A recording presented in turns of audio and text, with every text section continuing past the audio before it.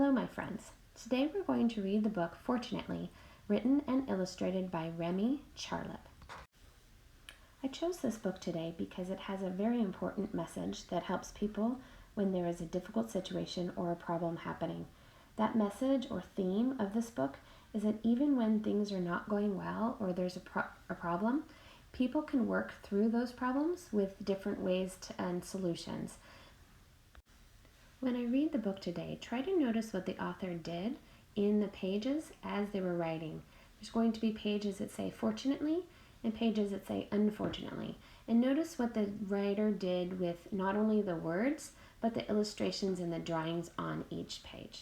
Are we ready for the adventure? This book is dedicated to Ned and Claude and the paper bag players.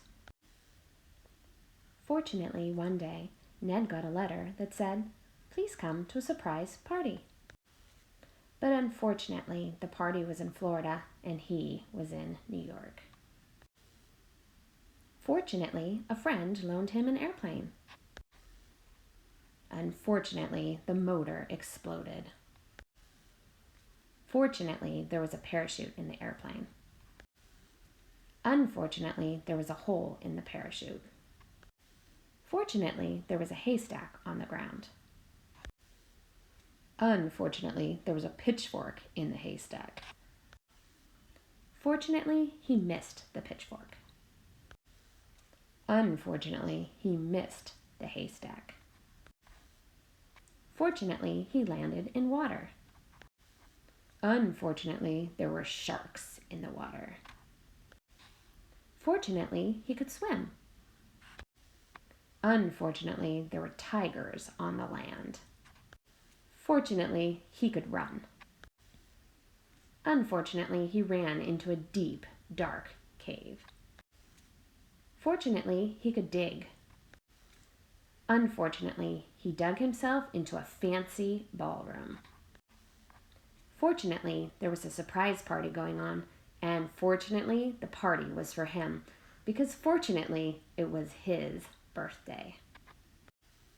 Did you notice, readers, what the author did with this book?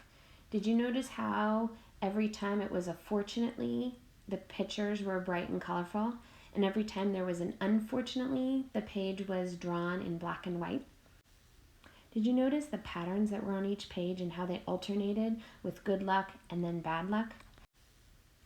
So when you're reading today, or even writing today, think about what patterns you're noticing, what you're seeing, or if you're writing, try to figure out what kind of patterns you can create in your writing. How can you go back and forth?